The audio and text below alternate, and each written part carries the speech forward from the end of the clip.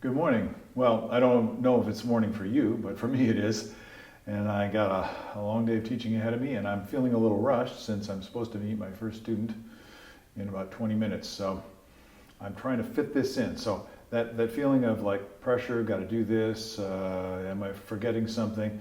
See, that's all a kind of stress. And one great thing about music is we can use it to relieve stress. So I'm going to play this for you, and hopefully I'll be a little bit more calm by the time I get done playing it.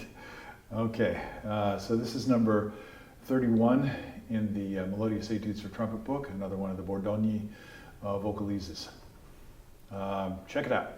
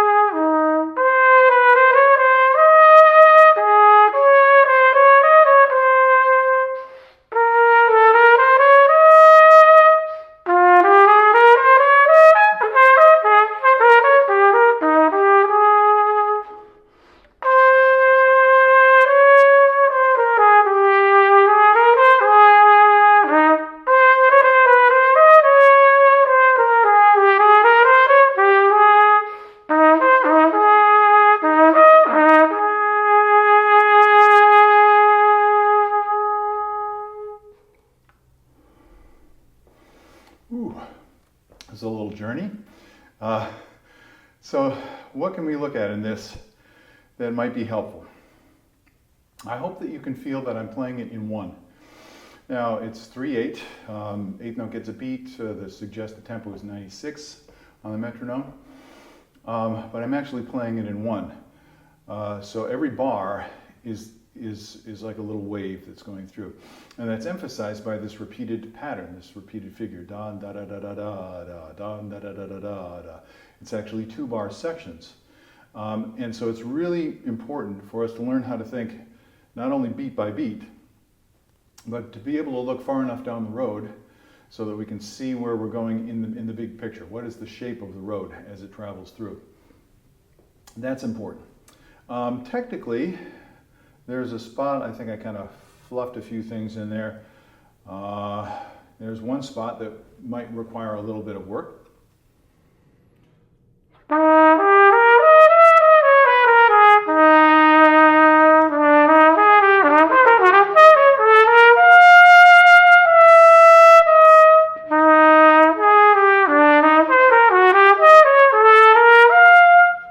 So in a spot like that, where it's kind of going back and forth, up and down, and a gradually ascending line, any spot that makes you feel like it's a little bit off balance, there's going to be a tendency to hold on. And the holding on is, you start to gather tension, maybe in your chops a little bit, maybe in the throat, maybe the body's starting to get locked up a little bit. And all those things are signs that you're feeling out of balance and the body's just trying to control. So one of the great things about these etudes is you can use them to practice overcoming that problem. It's a little bit like a long distance runner. You know, the marathon, or the marathon is Monday, and a Boston Marathon. And so there'll be a lot of people doing this. You start out, and if you're an experienced runner, you know, don't start too fast. In other words, don't start pressing, right? And once you get going, your body gets warmed up a little bit, then you're looking for a groove that you fall into. And for us, this is it's the ebb and flow of the air. It's breath control primarily. And then you find a form, you know, you find your balance as you're running, and the body becomes much, much more efficient, and it feels like, you know, you're in that groove. That's what we're trying to do here. Now, that's easy to talk about. It's not necessarily easy to do, but that's what I'm going to encourage you to find. Now, you'll notice in a spot like what I just played, or this other spot, which I was really looking forward to, but didn't play very well.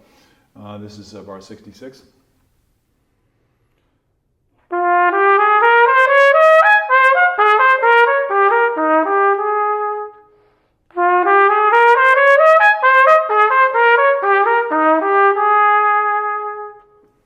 So I'm looking for, in this style of music, grace, simplicity, and there are a lot of details. So you can hear how he's got this written in 3/8. So it's 16th, 32nd, 32nd rest. And so if you played it connected,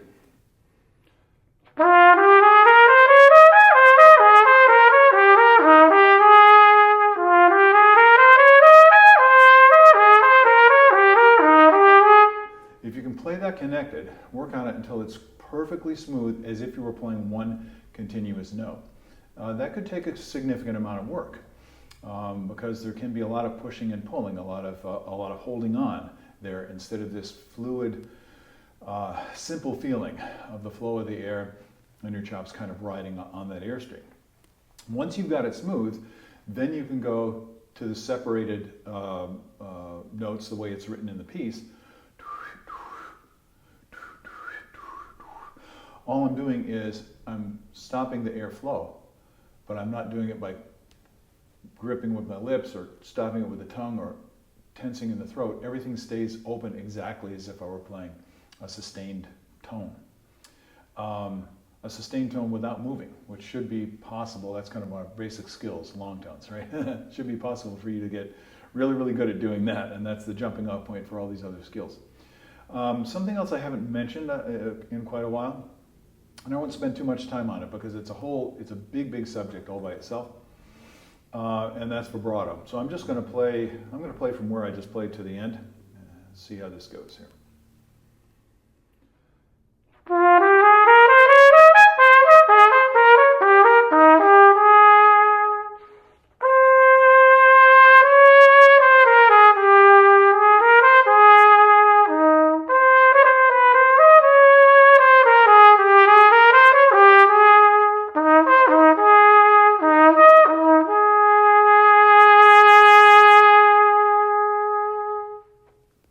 So at the end, I want you to notice, as you listen to it, that the intensity of the vibrato, which is controlled by amplitude, how wide is the vibrato, and frequency is how often do those vibrato beats come. That controls the intensity. So the wider and more frequent they are, the more intense it is. Now the vibrato is a very delicate spice, which means that it would be easy for you to, it's like salt. Put too much salt on your food. And one of the ways that you can do that is by having a continuous vibrato with no change in intensity. So that would be something like this.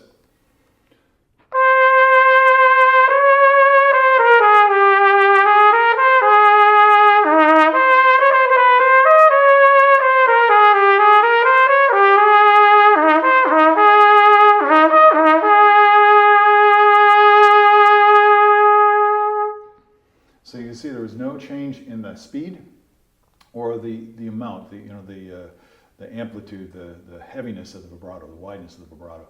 So this is really interesting stuff to play around with. I'm going to make a suggestion to you. Like I said, I hope later on I can spend some time just talking about vibrato, since it's an extremely important topic, both physically and for musical expression.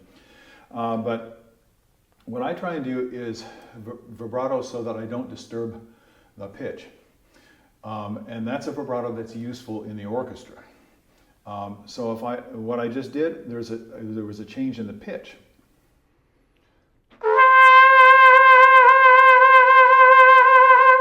And that's okay for solos. It's got a certain style to it. It can be really, totally appropriate in some kinds of music. So it's great to explore these things. It's fun. See what you can learn, what you can bring into the music that you're currently working on. Some people don't have any vibrato. Some people have a natural vibrato. Again, we'll talk about these details later on, but the main thing I want you to take away today concerning vibrato is don't disturb the pitch. Try and practice it without disturbing the pitch.